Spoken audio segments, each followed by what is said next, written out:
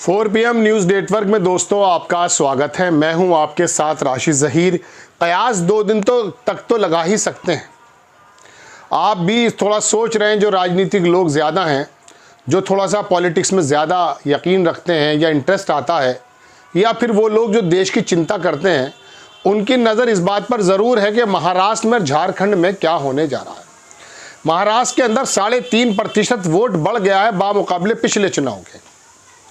चुनाव आयोग के साथ साथ दोनों पार्टियों की मैं कहता हूं नींद उड़ी हुई है कि ये वोट प्रतिशत जाएगा कहां। 65% वोट मतदान हुआ है महाराष्ट्र में। और मैं आपको ये बताना चाहता हूं कि फडणवीस साहब अभी पिछले दिनों ये कह रहे थे कि आरएसएस हमें काफ़ी हेल्प कर रहा है और हम भी आरएसएस के साथ मिलकर काम कर रहे हैं। लेकिन फडणवीस के इलाके में ही 54% वोट पड़ा है। आप अगर मिसाल के तौर पे शिंदे साहब के एरिया में जाएंगे, मुंबई में, ठाणे वगैरह, इधर कल्याण में, वहाँ 49, 50, 50 के करीब वोट पड़ा है। और अगर आप विदर्भ चले गए तो वहाँ 77 भी और 71 भी पड़ा है। कोल्हापुर में 77, खुद बारामती की जो सीट है वहाँ 71% वोट पड़ चुका है। ये 3.5% पूरे महाराष्ट्र में जो 65% के करीब हुआ है, इसने होश उड़ा रखे हैं। अगर ये महायुति की तरफ पड़ा है तो फिर उन एरियो में जहां फडणवीस आते हैं, जहां शिंदे आते हैं या बीजेपी के मजबूत गढ़ हैं, वहां पर वोट प्रतिशत क्यों नहीं पड़ा। कोलाबा में 44%। कहने का मतलब ये कि उन एरियाज़ में ज़्यादा वोट प्रतिशत पड़ गया है दोस्तों, जहां पर कांग्रेस का या मराठवाड़ा या शरद यादव, इनको आप कह सकते हैं कि ये मजबूत है। यही मैं आपको थोड़ा बताने आया हूं, चूँकि कल जितने भी पोल्स थे वो भी आपके सामने आ गए। और इसमें कोई दो राय नहीं कि महाराष्ट्र के बारे में कोई भी व्यक्ति, समझदार व्यक्ति, बोलने से बच रहा है। लेकिन फिर भी आंकड़े तो हैं, ज़मीन पर देखने वाले की नज़र चाहिए। लेकिन पहले मैं आपको खबर बता देता हूं, उसके बाद मैं आपको ये बताऊंगा दोस्तों कि महाराष्ट्र में दरअसल 1 हफ्ते पहले, 10 दिन पहले, 15 दिन पहले जो रिपोर्ट्स हम आपको बता रहे थे, कोई ज़्यादा लंबा चौड़ा फ़र्क मुझे अभी तक नज़र नहीं आया। हद यह है कि कई सारे पोल्स ने कहा कि महाराष्ट्र के बारे में हम आज बताएंगे, डर गए।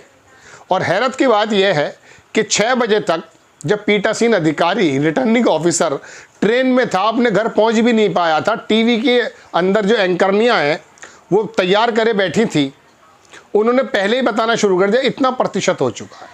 अभी रिजल्ट हाथ में भी नहीं आया, पीठासीन अधिकारी घर नहीं पहुँचा है, इनको पता चल गया था। क्योंकि शेयर बाज़ार के अंदर फ्लक्चुएशन होना है, लेकिन वहाँ अमेरिका में तो खेल कुछ और हो गया है।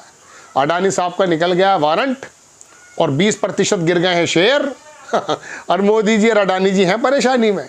ज़बरदस्त बड़ी खबर बनी हुई है। लेकिन मैं पहले आपको महाराष्ट्र के बारे में बता दूं, फिर उसका अगले एपिसोड झारखंड और थोड़ा भारत के बारे में मैं आपको बताऊंगा। आप देखें, अखबार लिखता है कि महाराष्ट्र में टूट गया 30 साल का रिकॉर्ड। 1995 में जब हुई थी बम्पर वोटिंग, तब किसकी बनी थी सरकार, उसको छोड़ दीजिए। वो कहता यह है कि बुधवार को 65.11% मतदान हुआ है। पहले भी 2019 में भी कुछ बड़ा घटा था। मैं आपको ये नहीं बताना चाहता, मैं आपको बताना ये चाहता हूँ कि 288 सीटों पर यह मतदान जो हुआ है, कौन से एरियाज़ में कहाँ कहाँ कैसे कैसे हुआ। महाराष्ट्र में 61.39 हुआ था पहले 2019 में, 61.4 हुआ था जनाबे मन। और अब ये बढ़ करके जो है थोड़ा सा ज़्यादा हो गया। बीजेपी का अलग कहना है 1995 में किसकी सरकार बनी थी। मैं इस वाली बात में आपको नहीं ले जाना चाहता। पहले के बामुकाबले जो 3.5% ये वोट बढ़ा है, दरअसल ये वोट किसका बढ़ गया? क्या शिंदे साहब की जो योजनाएं हैं उसकी वजह से ये वोट बढ़ गया है?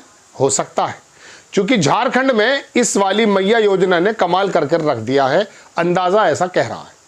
लेकिन अगर शिंदे साहब ने ऐसा किया, टोल माफ़ कर दिए, 1500 रुपये पर मंथ दे दिया है, कुछ और भी महिलाओं को कुछ चीज़ें दे दी गई हैं, तो उनके इलाके में वोट प्रतिशत कम क्यों हो गया? फडणवीस जो इस चुनाव की आरएसएस की तरफ से कमान संभाले हुए थे, उनके इलाके में वोट परसेंटेज क्यों नहीं बढ़ा? फिर ये शरद पवार की तरफ क्यों बढ़ गया? विदर्भ में क्यों बढ़ गया है ना? मराठवाड़ा में क्यों बढ़ गया है? वजह उसकी ये है, मैंने आपको बताया कि खुद अजीत पवार जहाँ से लड़ रहे हैं वहाँ 71% वोट पड़ गया है। कोल्हापुर में मैंने आपको बताया 77% पड़ गया है। तो ये तमाम जो प्रतिशत बढ़ा है ये उन एरियाज में बढ़ा है जहां पर विपक्ष यानी कि शरद पवार, अजीत पवार या फिर कांग्रेस के गढ़ कहे जा सकते हैं। अब थोड़ा सा मोटा मोटा समझ लीजिए, जो मैंने पहले भी कहा था अब भी आपको बता देता हूं।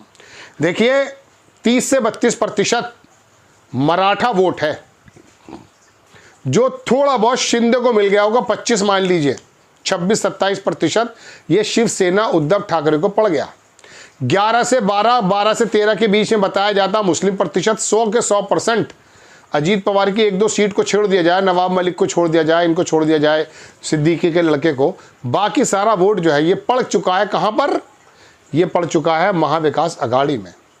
आप 35, 26, 27 अगर ये माने और 11, 12 ये माने तो लगभग 38 और 40 हो जाता है। ठीक, अब आगे बढ़िए। ये वोट ऐसा है, इसको इनकार कोई कर ही नहीं सकता है। अब आगे बढ़िए। आगे बढ़ने के बाद हम कहाँ आते हैं? दलित वोट पर आते हैं। दलित वोट में नो डाउट प्रकाश अंबेडकर ने कहीं कहीं थोड़ा थोड़ा, यहाँ संगठन है इस तरह के कई पार्टियाँ, थोड़ा डेंट पहुँचाया है, लेकिन वहाँ के मुस्लिम वोटों को वो नहीं ले जा पाया। दलित भी 2024 के लोकसभा चुनाव में, जो लोकसभा में गया था कांग्रेस पर और महाविकास अघाड़ी पर, उम्मीद ये की जाती है, ऐसा कोई कारण नहीं है कि वो हटा हो, लेकिन फिर भी लोभ है, लाभ है, डर है, प्यार है, जो भी कुछ है, परपंच है, हिंदू मुस्लिम का मामला है, सारा मामला है, उसको मान लीजिए। लेकिन मैक्सिमम वोट 15% वोट माना जाता है। वो 15 से 17% वोट जो है हो सकता है उसमें से 10-12% वोट अगर इधर चला गया, आप 50 पार कर गए, यानी कि महाविकास अघाड़ी 50 पार कर गया। अभी मैंने आपको जालनग में अगर आप चले जाएं, उधर आदिवासी पूरी बेल्ट है, वहाँ पर अगर आप जाते हैं, वहाँ आदिवासियों में थोड़ा हिंदुत्व का मुद्दा पहले के मुकाबले थोड़ा ज़्यादा हुआ है, लेकिन फिर भी आदिवासी हो सकता है कांग्रेस की तरफ चला जाए। आप उधर चले जाएंगे मुंबई के, जो सेंट्रल मुंबई है, यहाँ पर और भी पारसी का वोट है, ईसाई का वोट है और सिख वोट है, यादव वोट है। ये सारा वोट महाविकास अघाड़ी को जा रहा है। 55% से कम वोट, 50 से 55% से कम वोट मुझे लगता नहीं है कि शायद महाविकास अघाड़ी को ना पड़ा। कोई कारण नज़र नहीं आता। सब कुछ गंगा में पानी बह गया है, खूब सारे नारे भी लग गए हैं। नितिन गडकरी को भी लाया गया था, योगी जी को मना कर दिया गया था क्योंकि हिंदुत्व के नारे नहीं चलते। और एक वोट ऐसा जिसके बारे में मैं भी नहीं बता सकता, वो अक्रॉस महाराष्ट्र पड़ा होगा। कौन सा है? जहां ये बताया गया कि गुजरात के उपक्रम महाराष्ट्र के उपक्रम गुजरात ले जाए गए। तो अब अगर मशीनों के मुंह से निकलने वाले वोटों में कोई गड़बड़ी नहीं होती है, हालांकि देखिए आप कहेंगे मैं बहुत सेफ गेम खेल रहा हूं, अगर ये आंकड़े गलत हो जाएंगे तो मशीनों पे ब्लेम कर दिया जाएगा। नहीं नहीं, बिल्कुल नहीं। जहां वाकई कोई सबूत होंगे वहां ब्लेम किया जाएगा, लेकिन जनरली महाराष्ट्र के अंदर आपको ये आंकड़े कुछ भी कह रहे हो, बकवास, बेकार, बिल्कुल गलत। मैं आपको बता रहा हूँ, ये एक बड़ा चुनाव 23 तारीख के बाद हो रहा है। वो मैं पहले आपसे कह चुका, मेरे पहले एपिसोड 15 दिन पहले, 20 दिन पहले, एक हफ्ते पहले आप उठाकर देख लीजिएगा। उसमें भी मैं आपसे यही कह रहा हूँ कि ये वाला वोट वहाँ गया है। हाँ, एक वोट ज़रूर है जिसके अंदर मैं आपको ये कह दूँ कि उत्साह नहीं था। महाराष्ट्र के अंदर ये जो पैसे का कांड हुआ है और भारतीय जनता पार्टी का जो शोर शराबा है, वोटर घर भी बैठ गया। तो शिंदे को थोड़ी बहुत कामयाबी मुझे मिलती हुई दिख रही, थोड़ी बहुत। अजीत पवार को पहले के मुकाबले तो देखिए, अगर उसके तो कुछ भी नहीं था, चाचा का ही माल था सारा, 2, 4, 10, 5 सीट मिल जाए। लेकिन आपको खुशखबरी ये बता देता हूँ कि 23 तारीख के बाद, चूँकि 26 में इनको सरकार बनानी है, तो ये अगला काम कुछ और होगा। वो मैं अगला एपिसोड बनाने जा रहा हूँ, जो राष्ट्रपति शासन को लेकर के। तो ये 4 पार्टी गिन लीजिएगा अब आप इधर, कांग्रेस शरद पवार वाली और उद्धव ठाकरे वाली, और जनाबे मन अजीत पवार साहब को भी यहीं गिन लीजिएगा। तो आपको खबर अगर अच्छी लगती है तो बराए करम चैनल को सब्सक्राइब करें, शेयर कीजिए। नेक्स्ट टाइम में किसी खबर के साथ हाजिर होता हूँ। जय हिंद।